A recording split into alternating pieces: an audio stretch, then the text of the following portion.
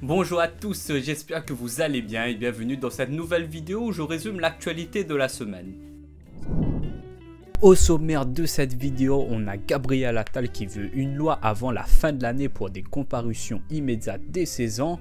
Ensuite, on parlera de la ministre de la Culture, Rachida Dati, qui veut fusionner France Télévisions ainsi que France Radio sous une même structure. Dans l'actualité internationale, on parlera de la Norvège, l'Espagne et l'Irlande qui reconnaissent l'existence d'un État palestinien.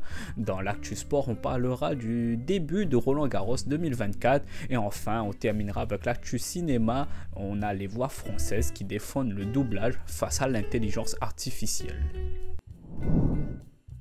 Gabriel Attal a souhaité ce vendredi 24 mai qu'un projet de loi soit voté avant la fin de l'année pour mettre en place une forme de comparution immédiate pour les jeunes à partir de 16 ans. Le Premier ministre se dit favorable à la création d'une très courte peine visant à envoyer les jeunes entre 7 et 14 jours en foyer. Il s'agirait d'une décision du juge pour des mineurs qui ont déjà été interpellés pour délinquance et délinquance physique. Pendant ce court séjour qui aurait lieu durant les vacances, une figure d'autorité, c'est-à-dire la police, le gendarme, les militaires, viendrait inculquer les valeurs civiques à ces jeunes et un expert serait chargé de profiter de cet isolement pour poser des questions aux jeunes sur leur situation familiale, leur mauvaise fréquentation, etc. Concernant les parents, Gabriel Attal a décidé d'une répression plus large et plus sévère de leur manquement à leurs obligations d'éducation, notamment avec la possibilité du juge pour enfants de donner une amende aux parents, c'est-à-dire lorsqu'un jeune commettra des dégâts, les parents seront cherchés pour payer les réparations. Les personnels de France Média Monde, France Télévisions et Radio France étaient en grève ce jeudi et vendredi pour protester contre la fusion éclair de l'audiovisuel public orchestrée par la ministre de la Culture, Rachida Dati. En gros, la fusion qui a été débattue ce jeudi à l'Assemblée nationale a pour but de créer une entité unique appelée France Média. Et cette fusion est là pour faire face à la concurrence accrue des réseaux sociaux, des médias privés et des plateformes américaines comme Netflix ou Disney+. Un mariage forcé dénonce les syndicats, ils y voient un projet démagogique, inefficace et dangereux pour la diversité des informations, le fameux pluralisme des médias et surtout malgré la promesse de la ministre qui a annoncé un budget de 4 milliards d'euros, les salariés craignent que cette fusion ne soit qu'un moyen pour faire des économies. Dans l'actualité internationale, on a l'Espagne, la Norvège et l'Irlande ont annoncé le même jour et à la même heure qu'ils reconnaîtront mardi prochain un État palestinien et il pourrait être rejoint par un autre pays, à savoir la Slovénie.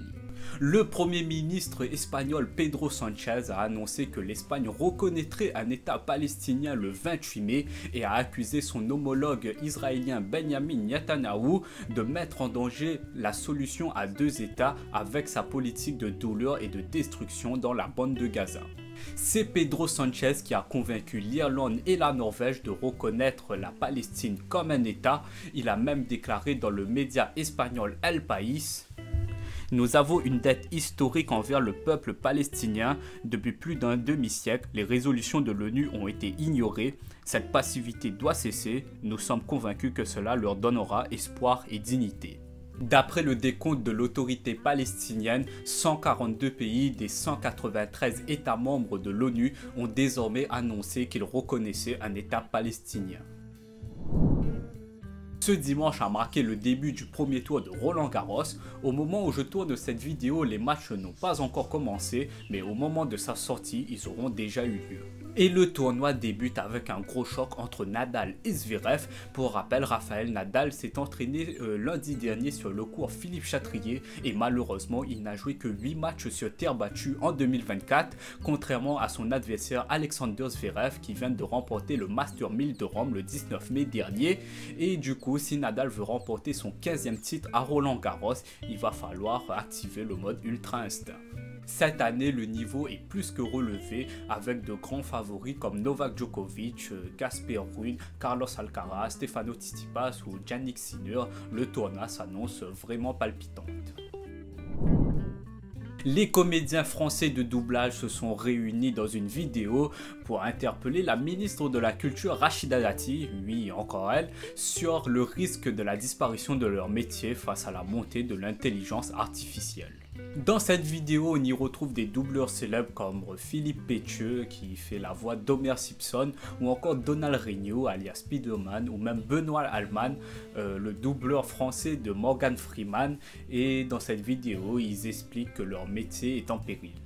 Un grand doublage implique de grandes responsabilités. Vous qui êtes attaché à nos voix. Aidez-nous à les faire entendre auprès de notre ministre de la Culture, Rachida Dati. Ces personnes qui ont bercé l'enfance de millions de Français par leur travail affirment que plus de 15 000 emplois sont menacés et du coup ils demandent de l'aide à leur public pour se faire entendre et appellent à la ministre de la Culture de faire le doublage en France une exception culturelle et ainsi protéger leur métier.